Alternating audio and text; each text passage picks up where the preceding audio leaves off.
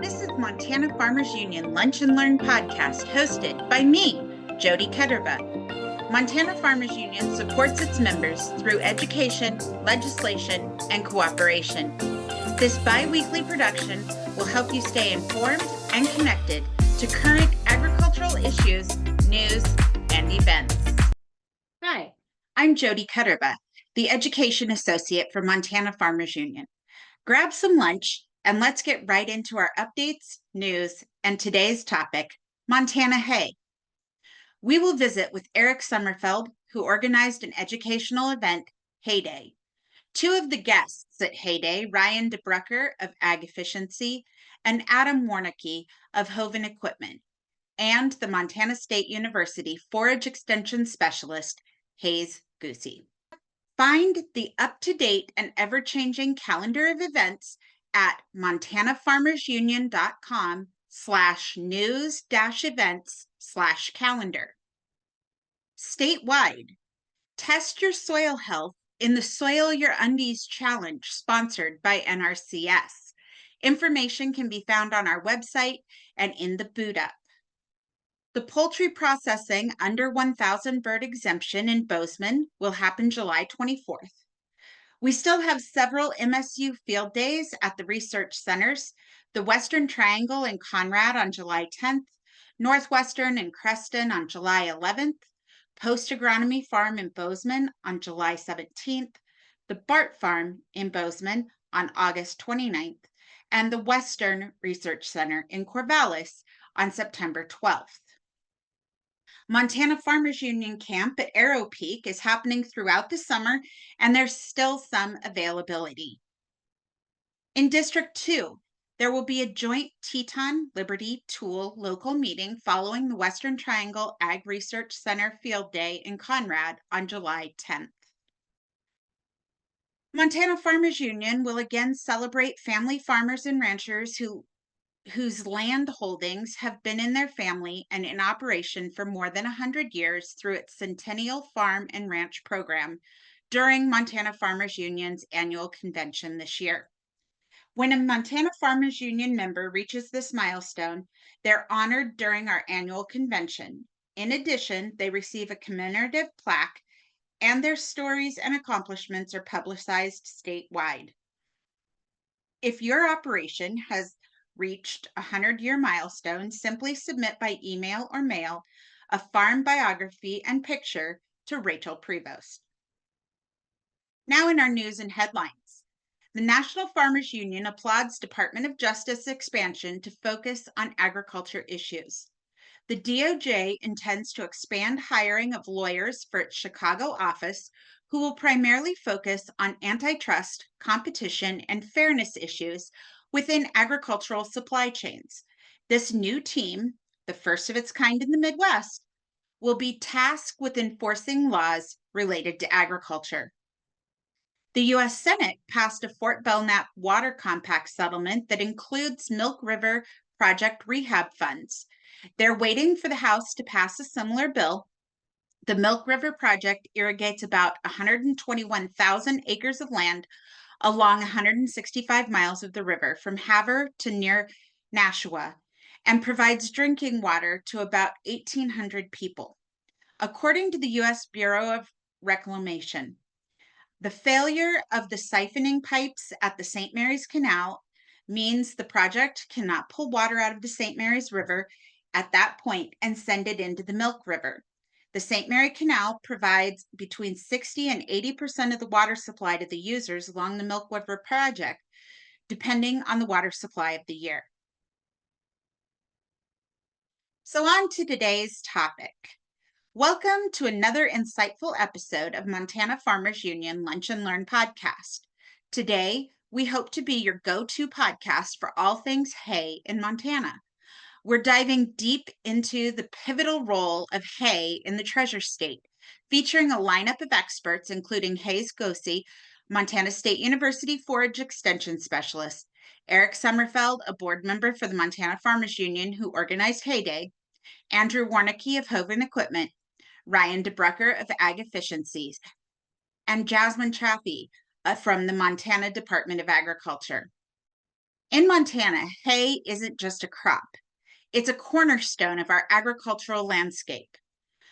Montana's hay crop is valued at about $325 million annually. Currently, there are 2.6 million acres of hay production in Montana. Hay plays a critical role in supporting livestock and sustaining our rural economies. However, the 2024 season brings both opportunities and challenges. Recent shortages and drought have underscored the delicate balance between supply and demand in our state. As we look ahead, experts forecast a mixed outlook for the upcoming season, with weather patterns and market dynamics playing pivotal roles. Our guests will provide invaluable insights into navigating these challenges, from cutting-edge farming techniques to the latest in hay equipment technology. Join us as we explore how hay production directly impacts the Montana economy, from employment opportunities to its ripple effect across other sectors. Whether you're a seasoned producer, a supplier in the hay industry, or a consumer with a stake in quality hay, this episode promises to deepen your understanding of Montana's agricultural heartbeat, hay. This episode was inspired by an event, Hay Day, that was organized by the Teton Local of Montana Farmers Union.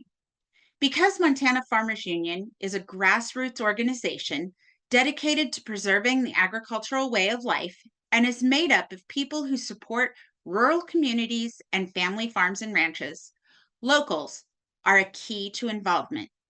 We believe that no farmer or rancher should stand alone and work to provide local programming that is timely and relevant to the people in each particular area.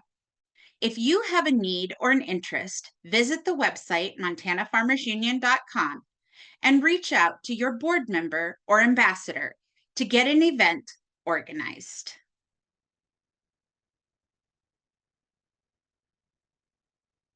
Erik Somerfeld is a Montana Farmers Union board member representing District 2. This includes Glacier, Toole, Liberty, Hill, Blaine, Pend Oreille, and Teton counties. Erik is a small grain farmer on the Fairfield Bench and lives in Power, Montana. He was the organizer and implementer of the Montana Farmers Union Hay Day. Hello, Erik. Why did you organize Hay Day? Well, we've got a lot of guys that have cows. There's a lot of hay grown on the Fairfield Bench.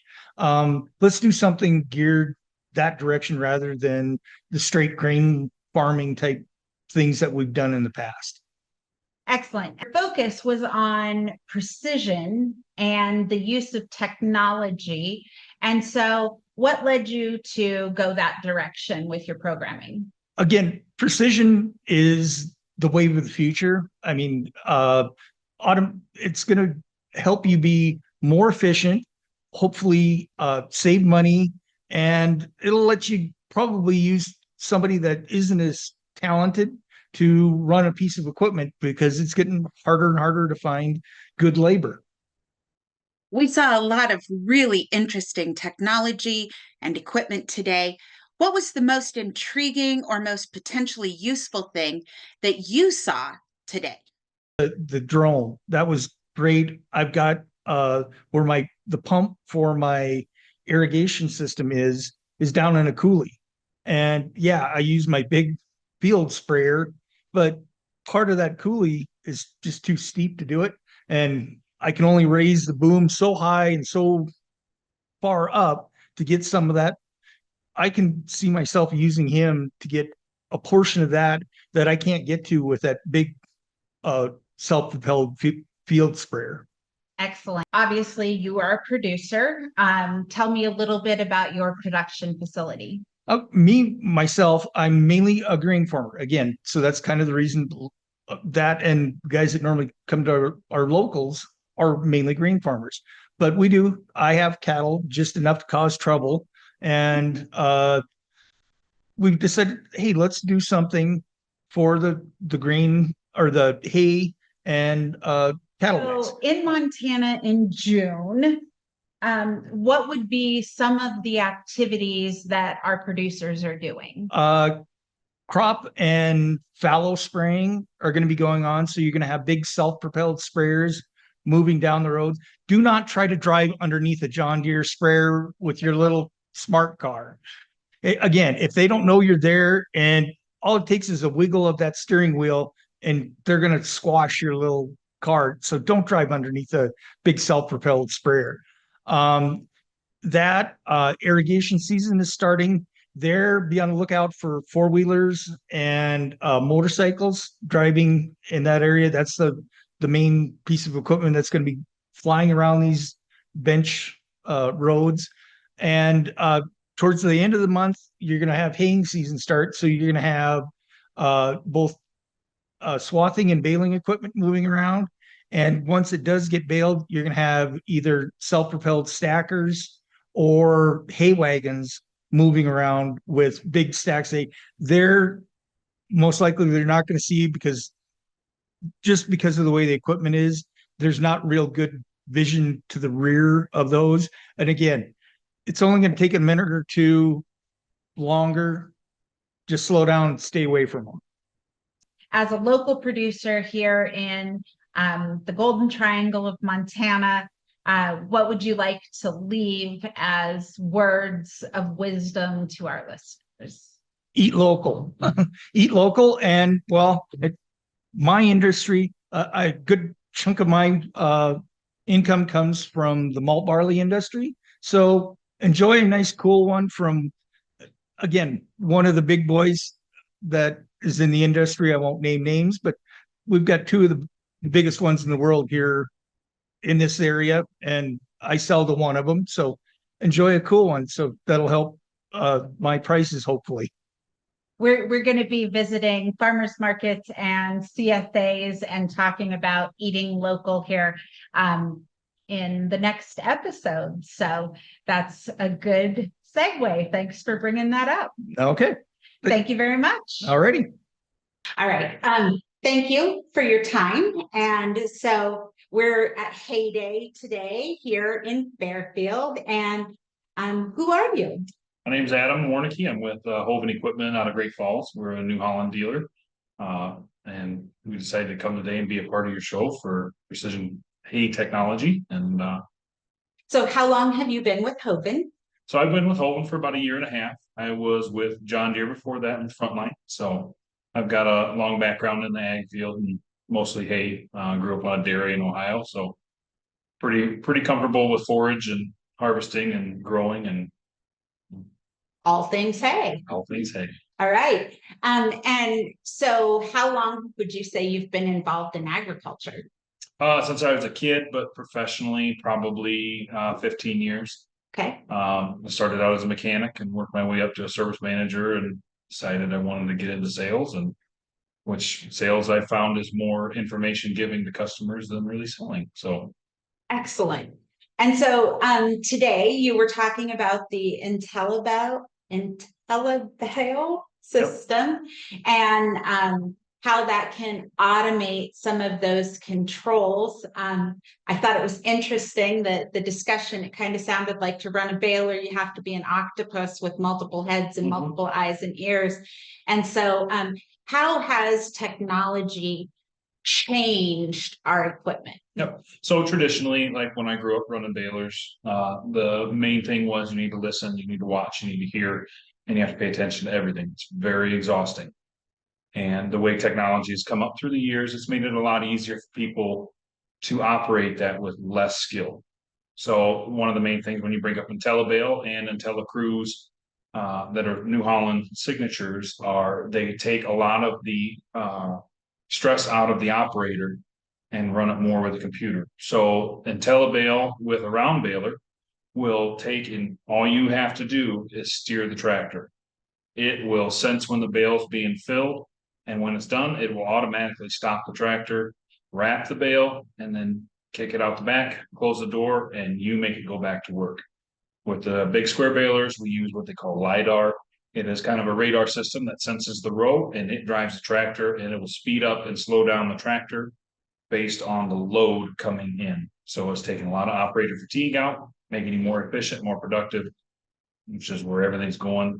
As we all know, one of the biggest struggles today is finding good help. So we try to make it so that way you don't have to have the greatest help to run stuff, and hopefully they don't burn it down. So is there anything else you would like to tell our listeners about technology or New Holland or agriculture in general? Just feel free that if you have any questions, reach out to your local dealer. It's not just New Holland that's running with the technology, it's everybody. And go to your local ag dealer and ask the questions that you're curious about, and they'll get you the answers. So thank you so much for your time. you bet. Ryan DeBruycker is the owner of Ag Efficiency, a company in Fairfield that sells Steel West hay steamers and other equipment. Ryan was raised on a dryland farm near Dutton. He was in the sales business selling commercial HVAC for 15 years. In 2019, he started a new adventure that gives him the opportunity to combine his passion for farming with his career in sales. He believes that if you can be an expert in the product you're selling, you offer the best kind of custom services. He brought several pieces of technology that can improve your efficiency in hay production. Today, you demonstrated a weather station, and it's on top of the tractor. So why would somebody have a weather station mounted on their tractor? This weather box will, it is, you have an app on your phone, pretty much everything, latest technology, right, is everything on the phone. This weather station will record temperature, wind speed, wind gust, wind direction, relative humidity, dew point, the delta T in your temperature outside, barometric pressure, your battery voltage, date, time, and all that good stuff.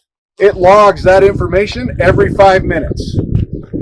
Yeah, a lot of different applications can be made with a tractor. One I'm going to talk about, let's just talk about haying, for instance. A hay producer would put a weather station on top of their baling tractors so that if they park that tractor in the field that they wanted to bale, they could see the temperature, the wind speed, wind gusts, dew point, and things like that on their phone. It gives you all that information via an app on the phone. And so you don't have to run out to the field from your house in the middle of the night. You could just look up on your phone, okay, yeah, dew points looking good, temperatures looking good, that field's ready to bale, we can go out. Because a lot of farmers these days are spread out so far apart from, their fields. And so that's a lot of time. I mean, if it's a half-hour drive that saves them, then they can look at the app and say, yeah, we're ready to go there.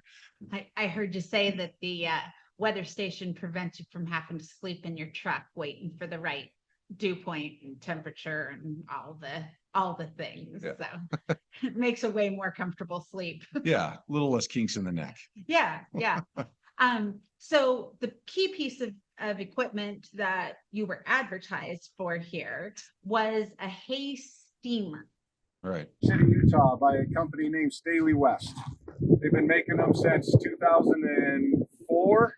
They've got over 800 machines across the world, Australia, South America, Mexico, United States, all over the world. This is now a proven technology with steam when you're haying. So what is the concept here? Is that we are holding water. We got a diesel fired burner. It's basically a steam boiler. Okay, we're creating low pressure steam. This is a low pressure vessel. We're 15 PSI and under. This isn't a high pressure vessel. You don't need a boiler's license to operate this. It's low pressure. So it's run off of diesel. The black tanks are diesel. The green tanks are your water. And everything's automated from a controller in the tractor. So we hit go and the machine will just start operating the burner and it'll start creating steam. At the back of the steamer, we have a steam manifold which has 4 actuators on it. Move this way with me, please. So steam rises up into the boiler up at the top. There's 4 actuators right here, and these are connected to these hoses. These hoses are distributed down into the baler. Okay, when I sell a steamer, we mount a hardware kit on the baler. A hardware kit has distribution nozzles, and there's 4 manifolds. There's one on the bottom front of the pickup down here. There's one on the top of the wind guard, the top front. and then we put one back in the chamber back here, and then back in the top rear of the chamber here. So we hit this hay in 4 spots with steam. Steam, this is a dry steam. This is not a real wet steam, okay? The dry steam, when it hits this hay, it instantaneously softens it. So the idea is now that hay producers have more control of moisture and can go bale hay a lot longer hours in the day. And so tell us just a little bit about moisture in hay and why that's important. Too little, too much.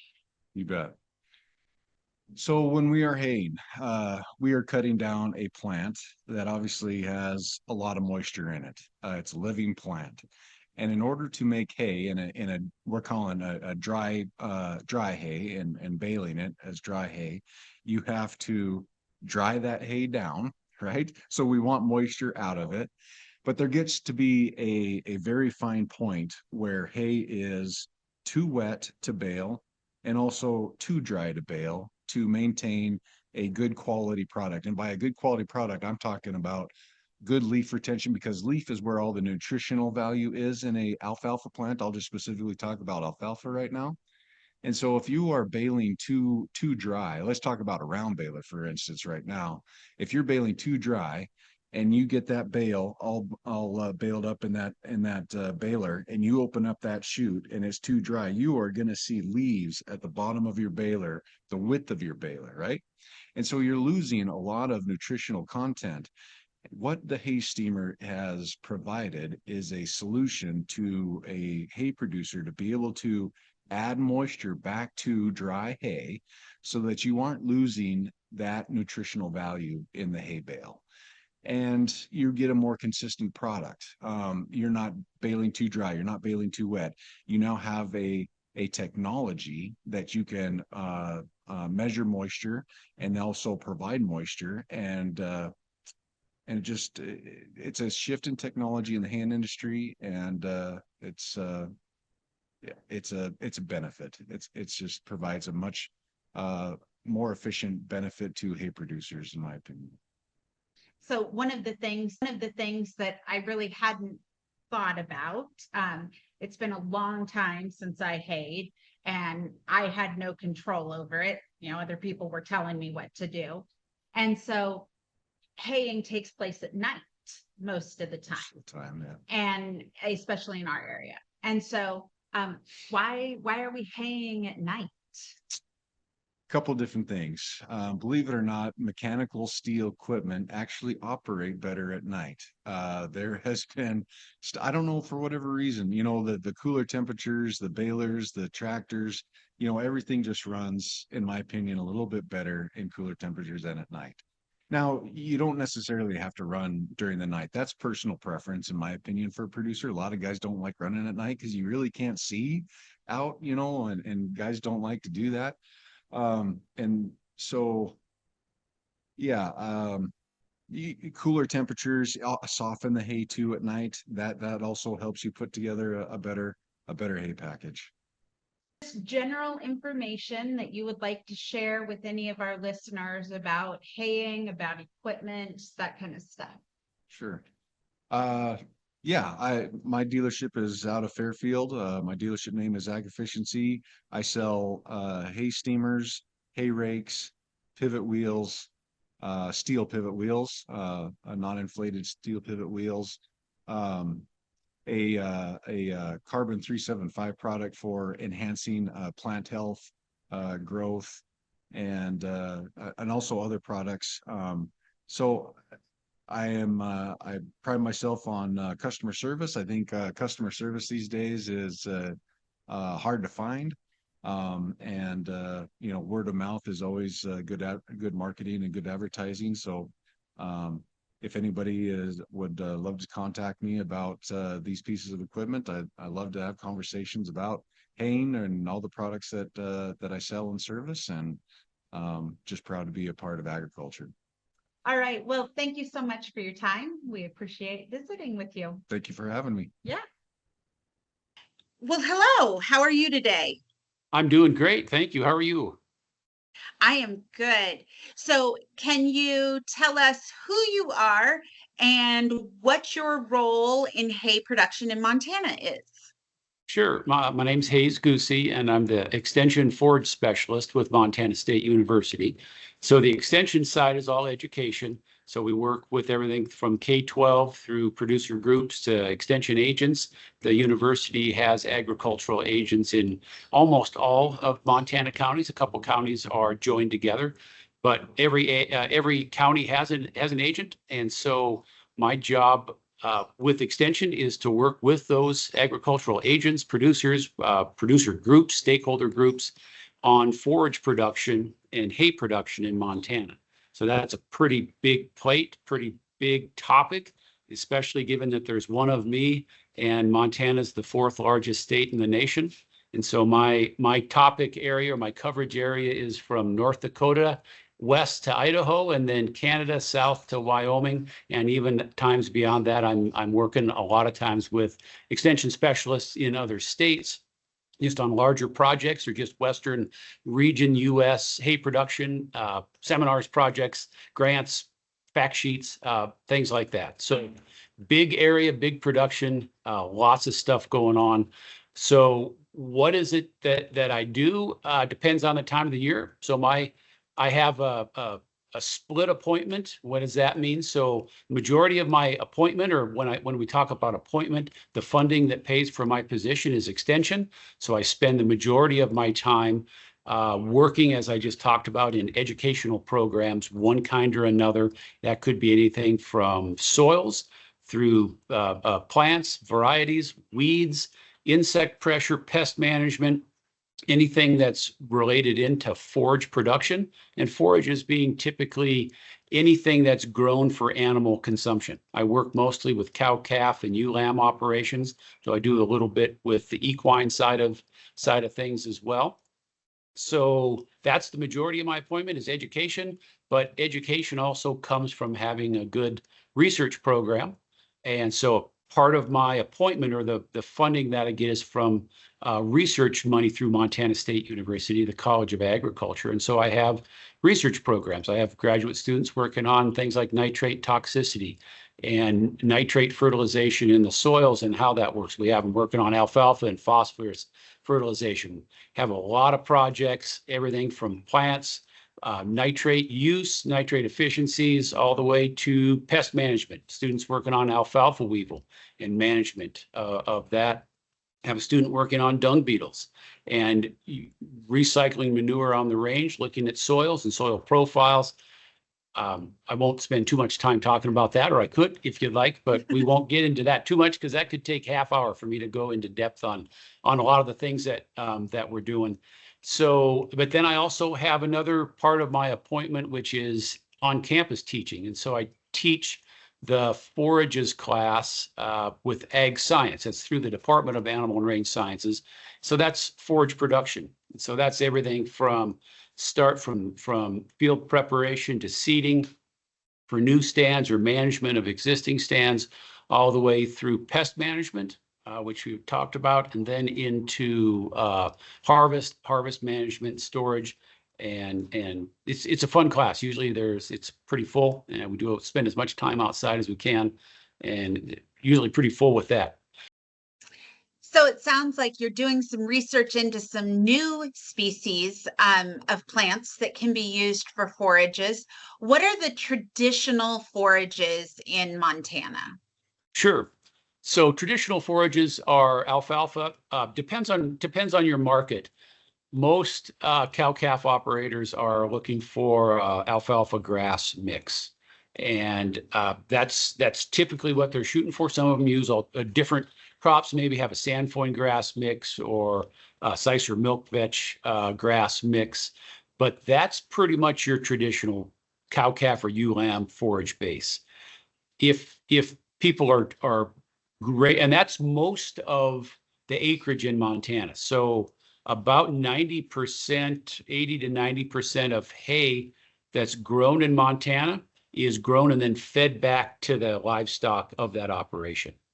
And so not much of it goes up for sale. So it's the people raising hay for their cow-calf or ewe lamb operation. And that encompasses the majority of it. And then of that, about 65% of acres in Montana are non-irrigated, called dry land or rain-fed. So that bases your production and the types of forages that you use. If you're in a drier part of Montana, you certainly don't want to be seeding species that require either high precipitation or irrigation. So, and that's where we get into a lot of the more drought tolerant grasses or alfalfas. Some of those are, even alfalfa is a big term. There's a lot of genetics in alfalfa and a lot of different cultivars that range from very drought tolerant to very water needy. So when you say alfalfa, that's a big topic or big set of genetics that you work with. Other than that, we have a lot of annual forages, which we use those to renovate more often, to renovate existing hayfields. When I say renovate, alfalfa grass stand may have 8-10 years of good life. More than that, it depends on how it's treated during those times. So when we rotate out of that, a lot of times there's soil pathogens or weed problems in these fields. So we go to an annual like barley, a spring barley or a spring triticale, or we go to winter barley. But you'll use those because it's a monocrop of a grass species. So barleys, wheats, triticales, or just annual grass is what they are. And so that opens up the opportunity to use broadleaf herbicides, which to help clean up a lot of the residual weed problems, because you've got alfalfa and a grass mix. And so you've got all kinds of different weed problems with time in that field. So rotating out, you can do that. And then one of the biggest problems with alfalfa and long-term is crown rots and root rots. And those are pathogens that are in the soil, and they're very specific to alfalfa. So when you rotate out to like a spring barley, you're rotating out or away from their host. So the soil populations really plummet. And so we recommend you do that for a couple of years to help set those fields up for success before you rotate back into alfalfa or alfalfa grass mix with that. So those are our main ones. Some folks get into doing cover crops, and those are grazable. In there you've got things, like canola, radishes, sunflowers. There's mixes that are out there, millets. They'll have some barley and things in there too. But then we also have some warm season. So the barley, the wheat, triticales are all cool season, meaning you plant them more into the spring when the soils are cool. And we have warm season annuals, millets, Sudan grass, sorghum, Sudans, and those are more seeded about this time of the year. It'll end of June, 1st of July. Kind of depends on the part of Montana you're in. You get Western Montana, a lot more mountainous, a lot different production environment than Eastern Montana out to Miles City, Sydney. So the biggest split on forages is whether it's an annual or a perennial. And then when you get into those, you're looking at warm versus cool season. And then you're looking at grasses, dicots versus monocots with that. Sounds like it is a very scientific process, that you don't just go out and bale the grass. Right. No, we try to make it be sure. I mean, we try to be as scientifically rigorous as we can here, because when we put out information out into the state, that's where what we would call the standard error, the standard deviations really increase, and so we try to do our research on as many locations as we can. So MSU's got multiple research centers around the state, and they're kind of positioned fairly strategically so that they replicate parts of the state that have different soils, precip, production environments overall. So we had a listener question. They wanted to know why there were so many different sizes and shapes of hay bales. Sure. So it kind of depends on the intended use. So for the most part, and equipment, some of it might even vary just on what equipment is on hand at the farm or ranch. So typically the small squares are much more associated with equine, with horses. And it's higher value. It's easier to handle. A lot of times equine owners, they don't have the big equipment, the big tractors, and those bales are 60, 70 pounds. So they're easy to maneuver. and you can load some up in the back of the truck and move them, stack them up in the hayloft. Then we get into the bigger bales, which are or not quite a ton, 1,500 pounds, maybe up to a ton, 2,000 pounds. And they typically come in round, the big round ones, or the big squares. And the round bales are more used when you're not trucking the hay because there's width restrictions on the roads. And so to have those, if you're moving a lot of hay, it's really inconvenient to have the super wide round bales because you have to have the oversized loads. And so you see those much more common on farms and ranches where they cut, they round bale it, and then they stack it, and then they feed that out in the winter time to their livestock, and they'll roll. So they roll it up into a big bale, and then they roll it back out for livestock sometime during the winter months. And then the larger squales, although people are using those more commonly, those are, in my mind, more associated with hay that's going to be shipped somewhere because their size is such that you can put them on semi-tractor trailers and they stack nicer too. And you're not exceeding the width restrictions, and they stack and they strap down nicer, and then you can move them much easier. But other people use them for other reasons. But in my mind, that's the big split on how people are choosing what bale and bale size that they use. Is in regards to producers. If a producer is looking to revamp their hay production, to reseed, to try to renew some production, what information is out there so that they can make a good selection? Sure. So Montana State University has numerous what we call MontGuides, and they're a fact-based sheet. They're available in PDF online. You can also get paper copies. Sometimes they charge for the paper copies, but they're filled up. We've got them on all kinds of topics of things to do. So one thing people can do is get a hold of me, and I can point them in the right direction, or get a hold of the county agent in the county where you live. Like I said, every county has an agent, with the exception of a couple counties where there's one agent for 2 counties. But there is somebody from Montana State University that's there to help you find that information, or to put you in touch with people like me to help with that.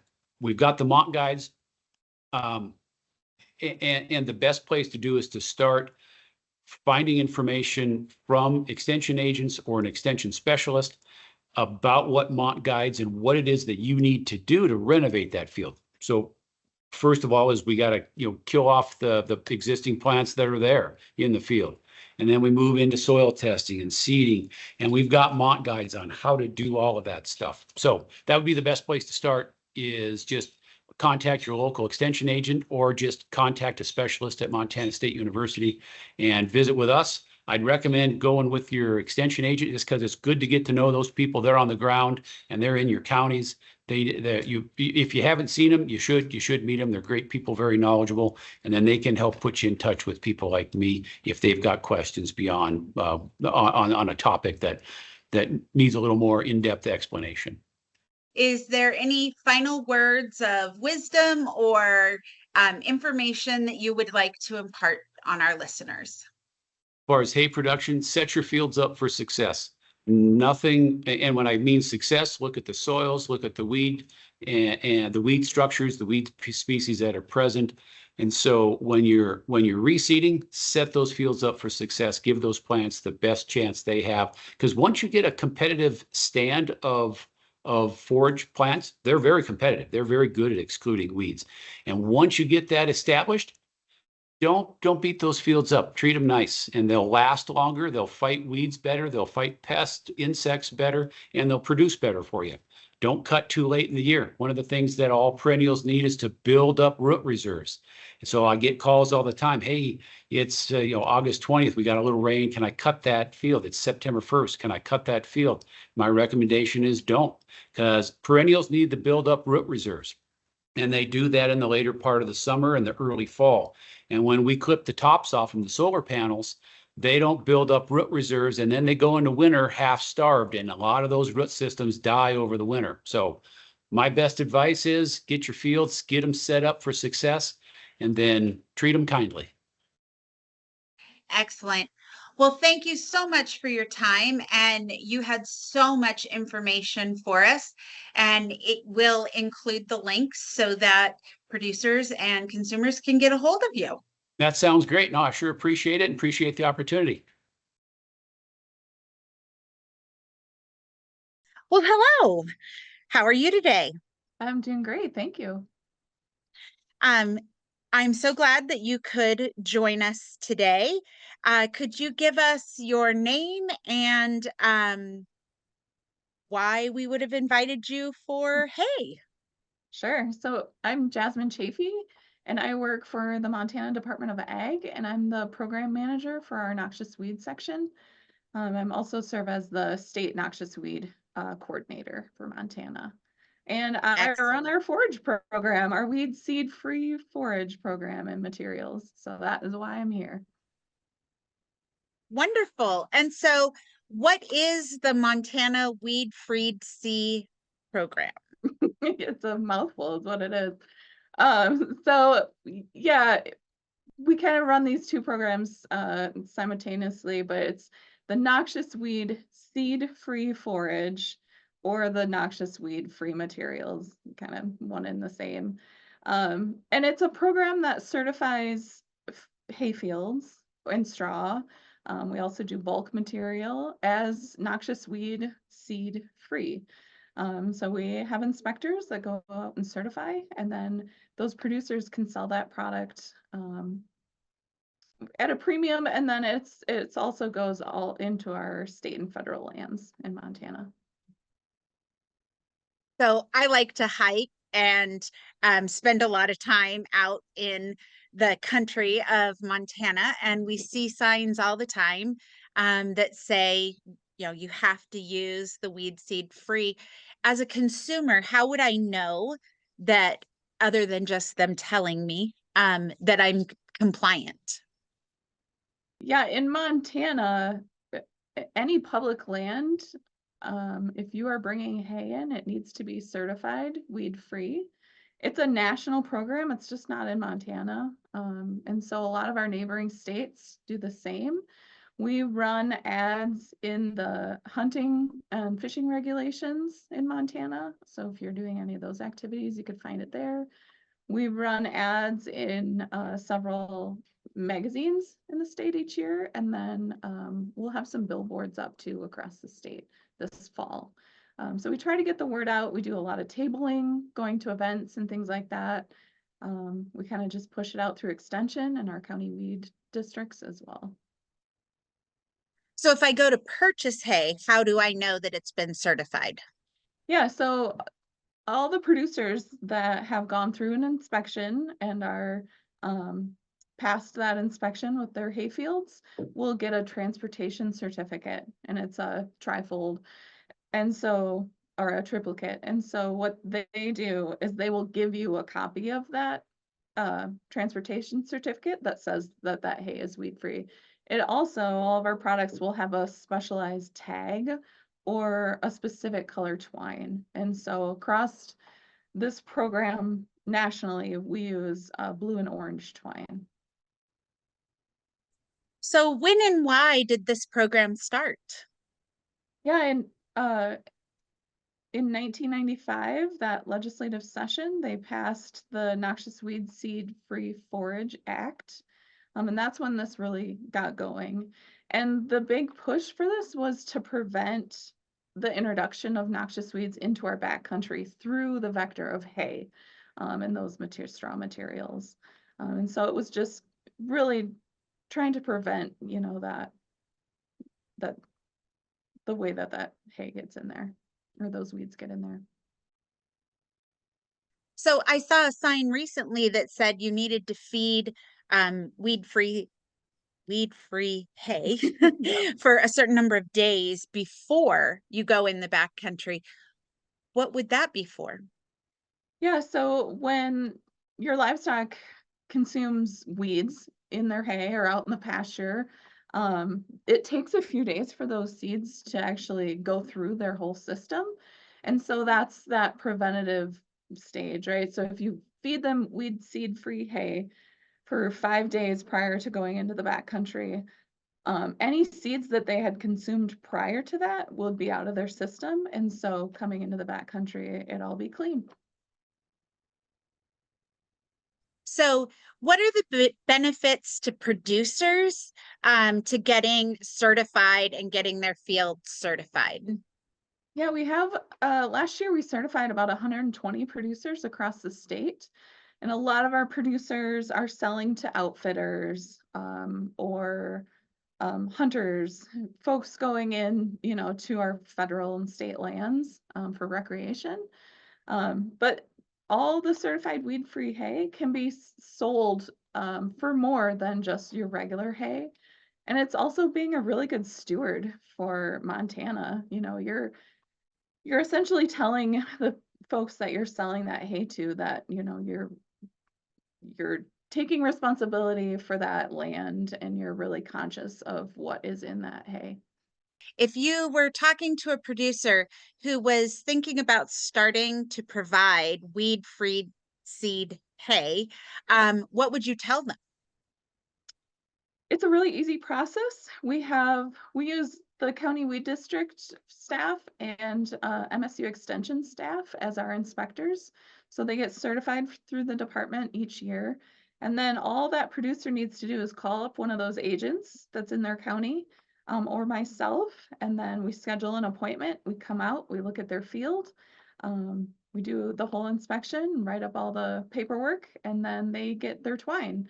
And so it can happen. There's a window of when you have to certify before harvest, depending on what you're growing. And so if it's within that time, it's just really simple. Is there like a checklist that a producer could pre-check and see if they're going to be compliant? What we're looking for when we inspect a field is noxious weeds or our regional weeds, really along the edge of the field. That's where a lot of the times, you know, your weeds come in from the road or other properties and things like that. So we're checking that.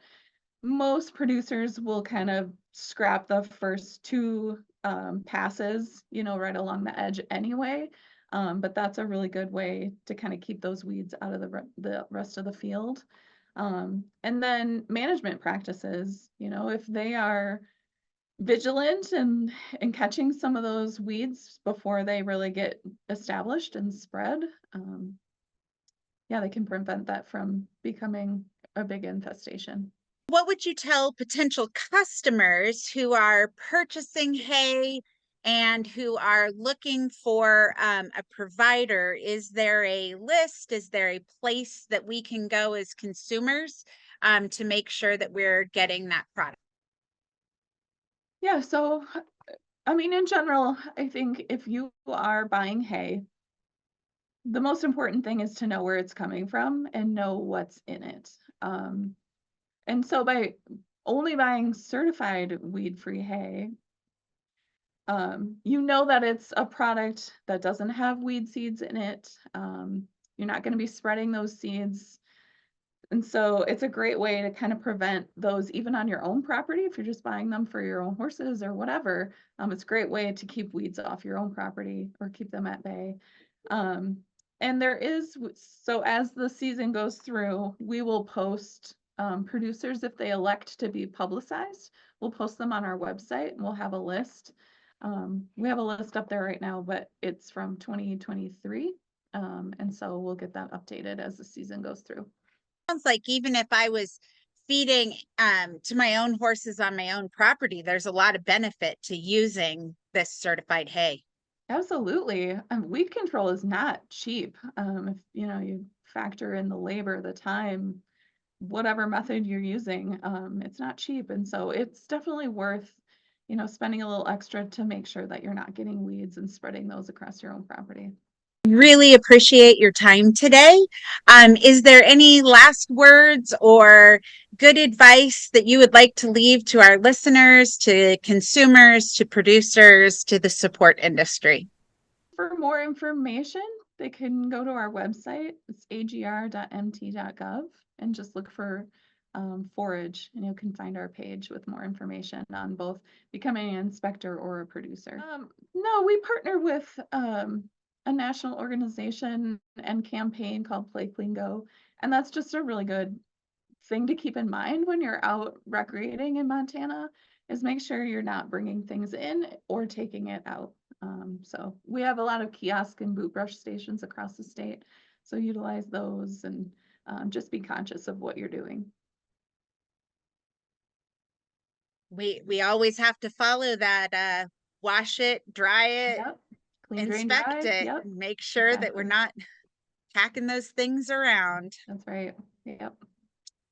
Well, Jasmine, it was great to visit with you. Thank you so much. You're welcome. Thank you. In this episode, we took a look at all things Montana hay. 3 of the guests were participants at the Hay Day in Fairfield. We also visited with Hayes Goosey from Montana State University and Jasmine Chaffee from Montana Department of Ag. If you're a Montana agricultural producer, I challenge you to look at your hay production and see if an MSU MontGuide or implementation of some new technology could help improve your production. If you live or vacation in Montana, I challenge you to utilize your local extension office to buy local hay, and be sure to use the weed seed-free hay on public lands. The trivia question for Lunch and Learn episode 2 on June 14th. According to the local food economics study about agritourists in the West conducted in 2016, what percentage of travelers' spending was at the agritourism site? The correct answer was 22%. The trivia question for today, episode 3 on 6/28. Most livestock operations in Montana rely on rangelands.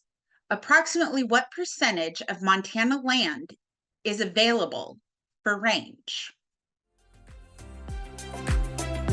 Montana Farmers Union Lunch and Learn podcast is a resource for agricultural producers, support industry, and consumers.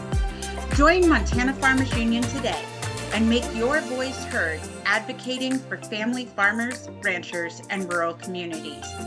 Visit MontanaFarmersUnion.com, MFUMT on Instagram, or Montana's Farmers Union on Facebook to see events and opportunities.